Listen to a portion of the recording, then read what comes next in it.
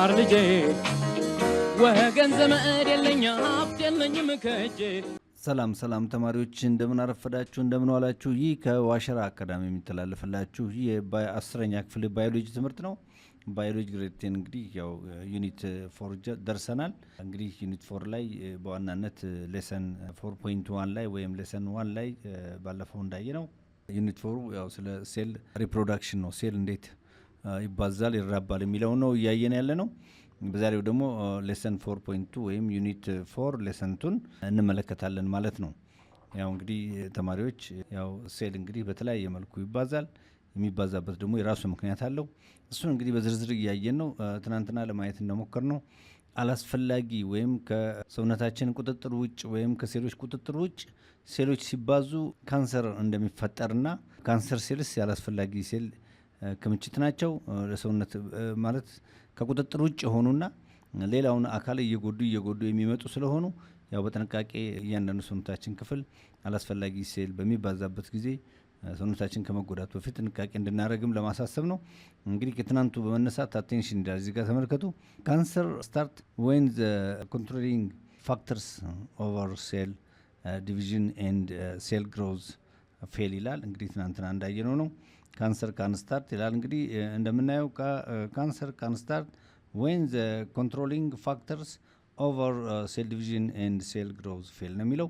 እንግዲህ የሴሎች ቁጥጥር እና እድገት የሚቆጣጠረው አካል በሚጠፋበት ጊዜ ፌሌሪቲ ሲፈጠር ውድቀት ሲፈጠር ካንሰር ሴሎች ለሰውነት አገልግሎት ሳይሰጡ ዝም ብሎ የሚባዙ እንደ አርቲፊሻል ሴልስ ይሆናሉ ማለት ነው። ያ ደግሞ አደጋ አለው።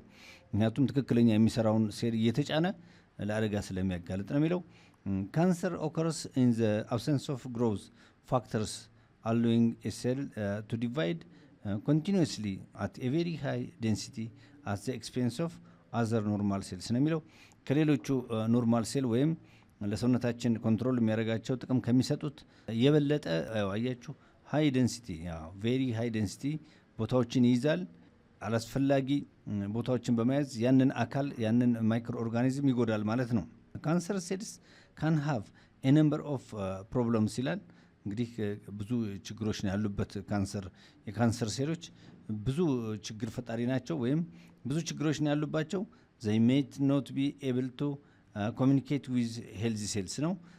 ከጤናማ እና ትክክለኛ ለዛ ማይክሮ ኦርጋኒዝም ከሚያገለግሉት ሴል ጋር ምንም አይነት ግንኙነት የላቸውም። ኮሚኒኬት አያደርጉም። ከጤናማ ሴሎቹ ጋር ኮሚኒኬት አያደርጉም። አንደኛው ችግር ነው። they may not be able to carry out normal cells ነው። እንግዲህ ከኖርማል ሴሉ ጋር ፈጽሞ አብሮ ማች ያደርጉም ወይም አብሮ መጓዝ እንደማይችሉ ነው። they may not securely anchor themselves like other cells do, which can make them more likely to travel somewhere and spread to other parts of the body ነው።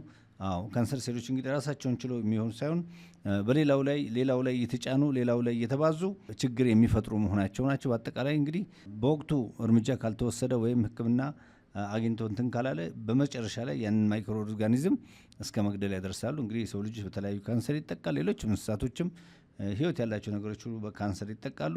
መፍትሄ ካልተበጀላቸው ያው ለአደጋ ያጋልጣሉ ማለት ነው። ይህን ልብ ጥሎ ያስፈልጋል። እንግዲህ በዛሬው ትምህርታችን ተማሪዎች የምናየው እንግዲህ ያው ባዮሎጂ ግሬድ 10 ያው በሴል ሪፕሮዳክሽን ላይ ነው ዙሪያ ነው እንትን እንለው። ባለፈው እንዳየ ነው እንግዲህ ታስታውሱ ከሆነ ሴል እንግዲህ በተለያዩ መልኩ እንደሚባዛና እንደሚራባ አይት ሞክረናል። በዛው ላይ እንግዲህ ሴል በሁለት ክፍሎች እንደሚከፈል ባለፈው ለማየት ሞክረናል። እሱም there are two main division of cell cycle ይላል። ሴል ሳይክል በሁለት እንደሚከፈል ነው።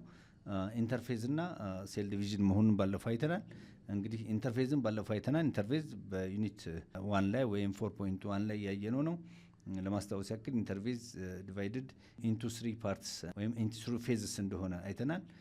3 ፌዞቹ ደግሞ ለማስታወስ ያክል ጂ1 ግሮዝ 1 ኤስ እና ኤንድ ጂ2 ወይም ግሮዝ 2 በሚል እንደሚከፈል ባለፈው ለማየት ሞክረናል።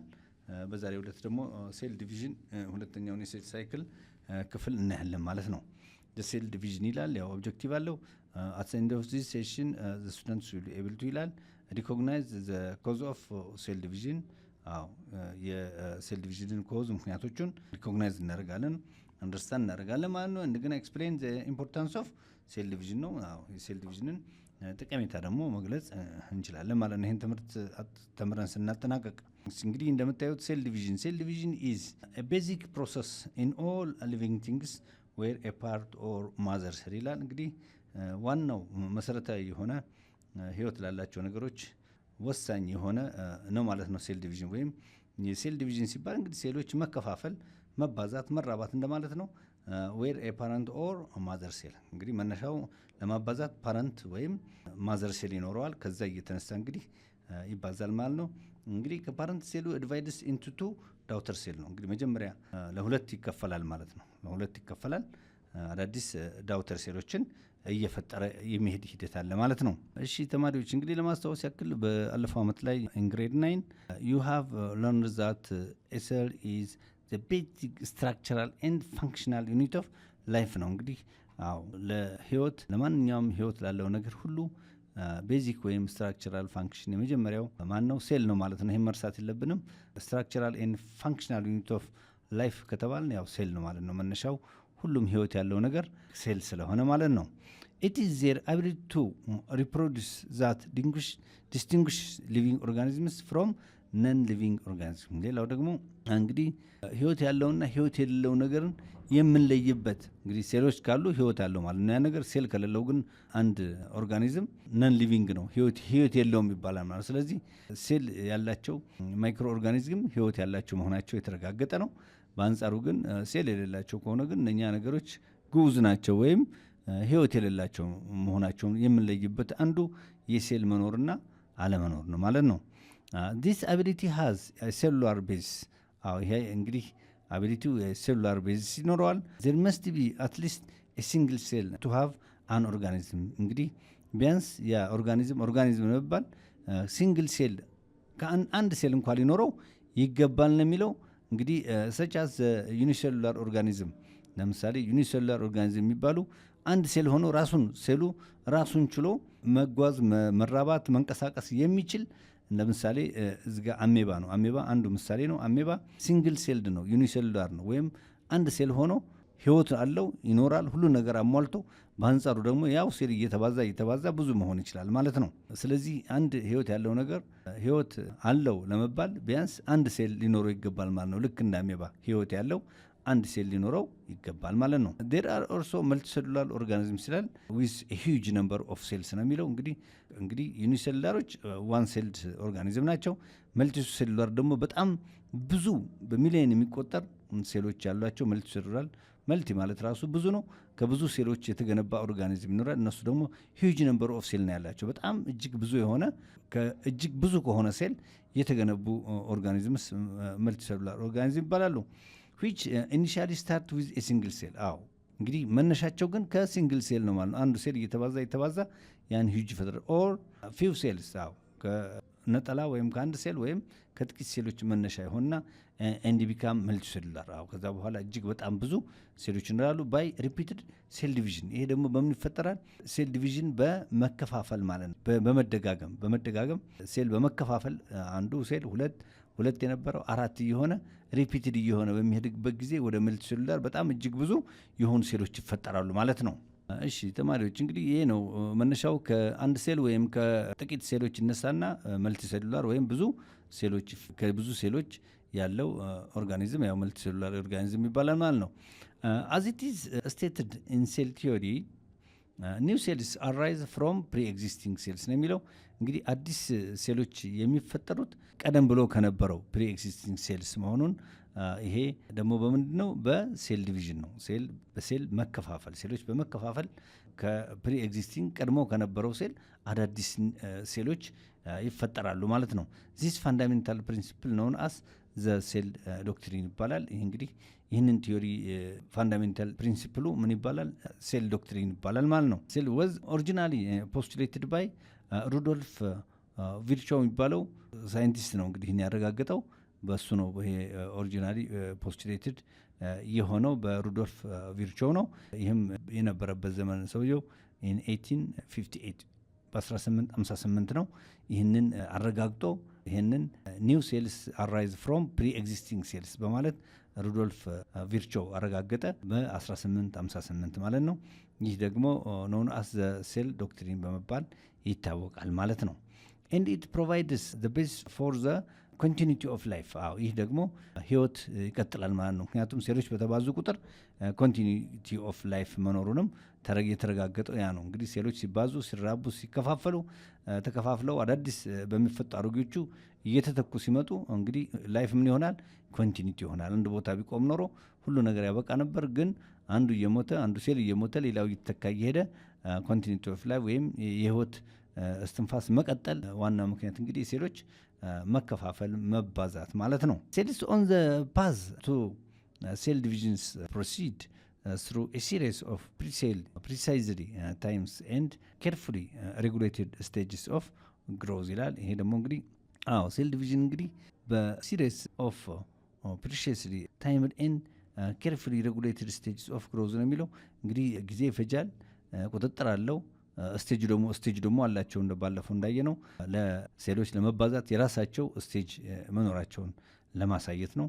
ይሄ ደግሞ ዋናው እንግዲህ ዘርን ለማባዛት ለመተካት ዋናው ዲኤንኤ ሪፕሊኬሽን ኤንድ ኒውክሊየር ኤንድ ሳይቶፕላዝም ዲቪዥን ዛት አልቲሜትሊ ፕሮዲዩስ ቱ አይደንቲካል ክሎን ኦል ሴልስ ነው የሚለው። ይሄ እንግዲህ ዲኤንኤ ሪፕሊኬሽን ማለት ያው ዲኤንኤ ዋናው ዘረመል ነው።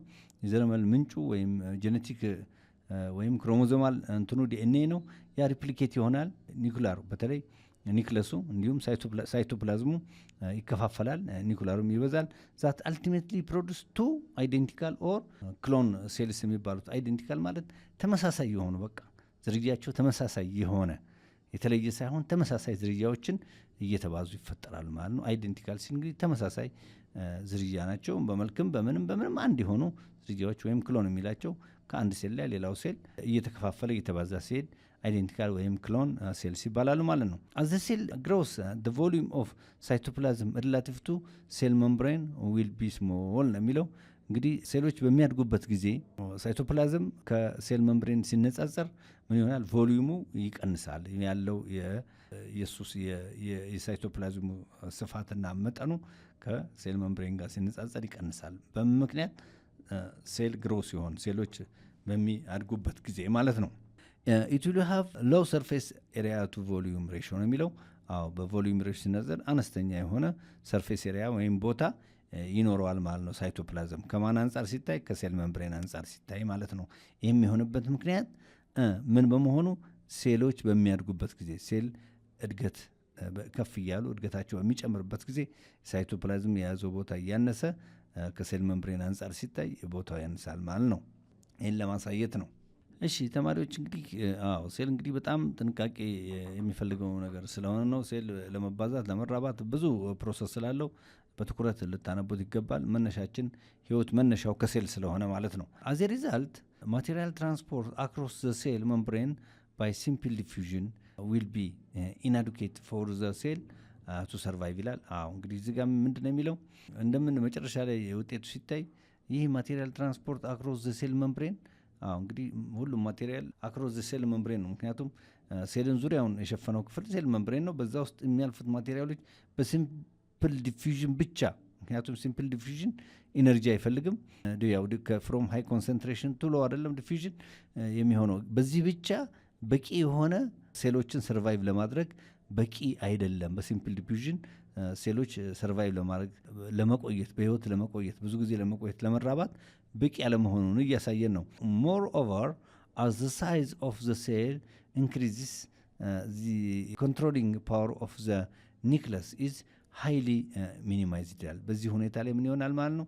እንግዲህ ሴል ኢንክሪዝ በሚሆንበት ጊዜ ኒኩለሱ ሃይሊ ሚኒማይዝ ይሆናል፣ ይቀንሳል ለማለት ነው። thus to solve this problem አያችሁ እንግዲህ ቅድም እንዳልነው በሲምፕል ዲፊዥን ጊዜ ኢናዱኬት ስለሆኑ ሴል እንደገና በደንብ ሰርቫይቭ ማድረግ አይችልም። እንደምታዩት ኒኩለሱ ደግሞ በጣም እየቀነሰ ይመጣል። ከመራባት ይልቅ ከመባዛት ይልቅ እየቀነሰ ይመጣል። ስለዚህ ይሄ ችግር መፈታት አለበት። thus to solve this problem ይህን ችግር ለመቅረፍ ወይም ለመፍታት ሴል ኤምፕሎይስ the mechanism called cell division አያችሁ ይህን ችግር ለመቅረፍ እንግዲህ በሲምፕል ዲፊዥን ኒክለስም ሃይሊ ሚኒማይዝ እንዳይሆን የግዴታ ችግሩን ለመፍጠር ሴል ዲቪዥን ያስፈልጋል። ሴል ዲቪዥን እንግዲህ ሴል እርስ በራሳቸው መከፋፈል እንዲችሉ by which one cell become two or more አያችሁ። በዚህ መልኩ እየተተካካ እየበዛ ይመጣል።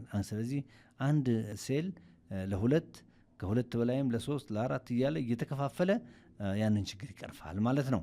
the increase in cell number in turn is important for many reasons እንግዲህ የሴል ቁጥር መጨመር ብዙ ጠቀሜታዎች አሉት ወይም ብዙ ምክንያቶች አሉት። ሴል ቁጥር በጨመረ ቁጥር ጠቀሜታው ከፍተኛ ነው፣ ብዙ ምክንያቶች አሉት ነው የሚለው። ለምሳሌ አንዳንዶች እናለን ዩኒሴሉላር ኦርጋኒዝም ቅድም እንዳየ ነው በአንድ ሴል ብቻ የሚንቀሳቀሱ እንደ አሜባ ያሉት ዩኒሴሉላር ኦርጋኒዝም ሴል ዲቪዥን ኢዝ ኤ ሚንስ ኦፍ ሪፕሮዳክሽን ኦር ጌቲንግ ኒው ኦፍስፕሪንግ።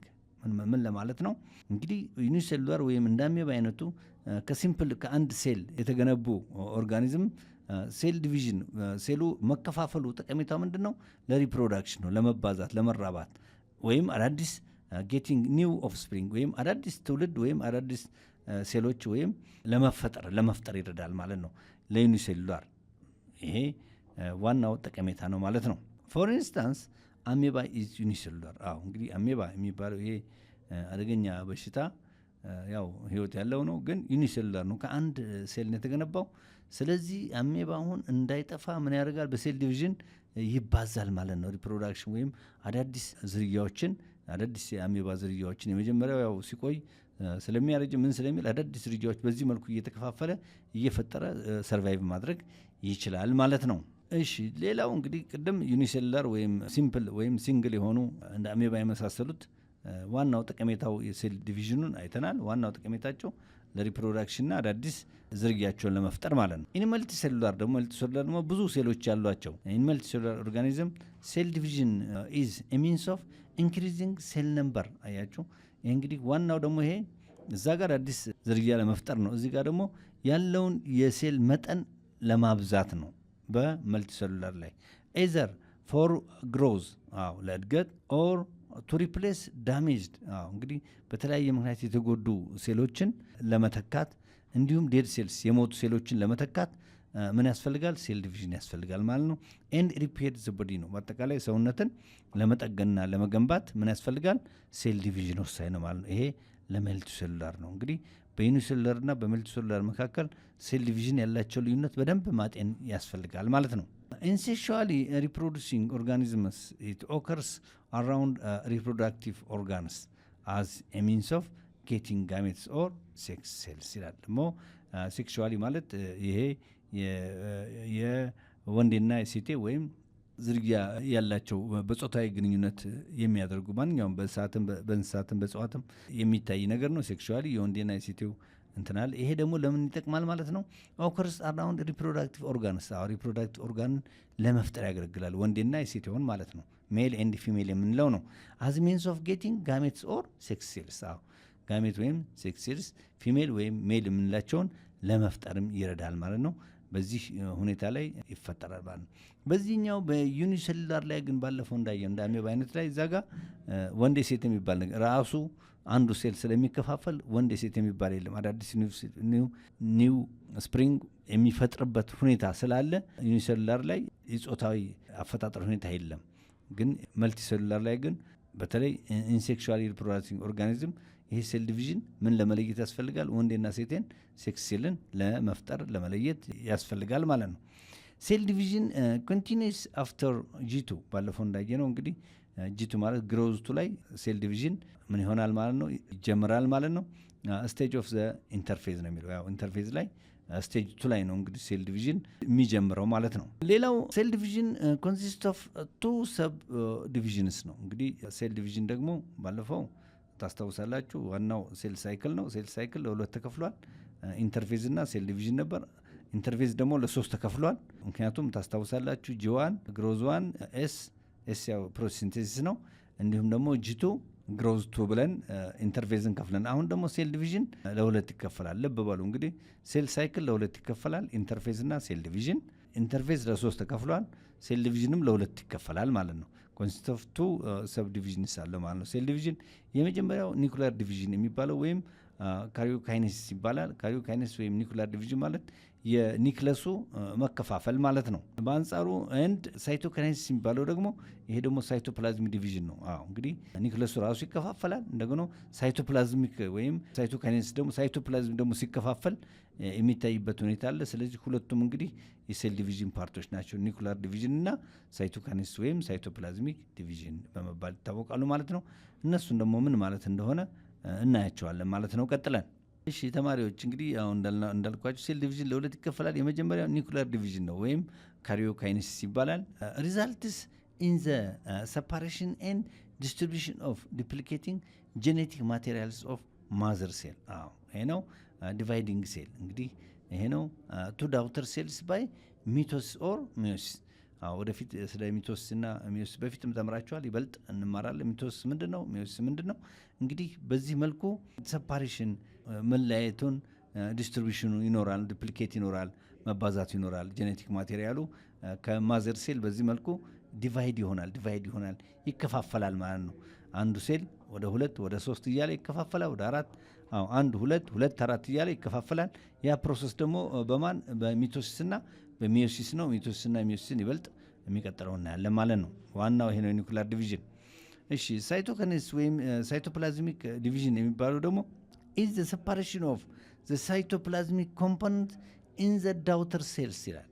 ይሄ ደግሞ the separation of ያኛው the separation of nucleus ነው ይሄኛው ደግሞ separation of the cytoplasmic component እንግዲህ ሳይቶፕላዝም እንዳያችሁት አጠቃላይ ከሴል መምብሬን ሁሉን ያቀፈ ቢሆንም ሳይቶፕላዝም ደግሞ ሁሉም የሴል የተለያዩ እንግዲህ ሴል ብዙ ክፍሎች እንዳሉት ባለፈው አይተናል። ወደ 13 14 ክፍሎች አሉት። ሳይቶፕላዝም ደግሞ በሱ ውስጥ ነው ያሉት፣ በሳይቶፕላዝም ውስጥ ነው ያሉት። ኮምፖነንቶቹ እነኛ ናቸው። ምክንያቱም ኒክለስ ብቻ ሳይሆን ሌሎቹ ባለፈው ያየናቸው እነ ጎልጂ አፓራተስ እነ ራይቦሶም የምንላቸው በሙሉ እነሱ የሳይቶፕላዝም ኮምፖነንት ናቸው እና is the separation of the cytoplasm component into the daughter cell ነው። እንግዲህ አያችሁ እነኛ ሁሉም የሴል የአንዱ ሴል ፓርቶች በዚህ በሳይቶፕላዝም እንትን ውስጥ ኮምፖነንት ስለሆኑ በዚህ መልኩ ሰፓሬሽን እነሱ መባዛት መከፋፈላቸው ይፈጠራል ማለት ነው። ይሄ ሳይቶካይኔሲስ ወይም ሳይቶፕላዝሚክ ዲቪዥን ይባላል ማለት ነው። ኒክለር ዲቪዥን ግን ራሱ ኒክለስ ብቻ እንግዲህ ኒክለስ አንዱ የሴሉ ክፍል ነው። ከብዙዎቹ የራሱ መከፋፈል በሚቶሲስ ወይም ሚዮሲስ ምክንያቱም ዲቫይዲንግ ሴል ነው ራሱ ነው ይከፋፈለው። እዚህ ጋር ግን አጠቃላይ ሳይቶፕላዝም ኮምፖነንቶቹ ናቸው። ምን ማለት ነው? በሳይቶፕላዝም ውስጥ ያሉት ሌሎቹ የሴሉ ፓርቶች የነሱ ሴፓሬሽን መፈጠሩ ወደ ዳውተር ሴል ማለት ያው ወደ አዲሱ እንትን መከፋፈላቸውን መለያየታቸውን ለማሳየት ማለት ነው።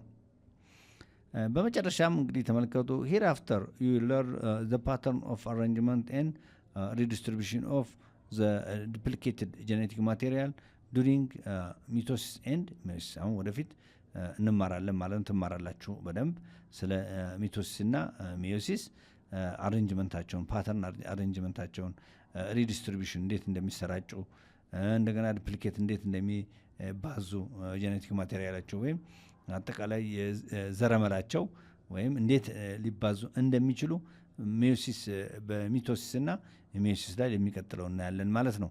ተማሪዎች ለዛሬው እንግዲህ የዛሬው ዩኒት 4 ሌሰን 2 በዚሁ ይጠናቀቃል። በሚቀጥለው ክፍለ ጊዜ እስከምንገናኝ ድረስ በዚሁ እንሰናበታለን። ግን ይህንን ዋሸራ አካዳሚ ትምህርት ለብዙ ትውልድ እየሰጠ ስለሆነ ላይክ፣ ሰብስክራይብ እና ሼር ማድረጋችሁን አትርሱ። በሚቀጥለው ክፍለ ጊዜ እንገናኛለን። ለዛሬ ብቃን። ቻው ተማሪዎች።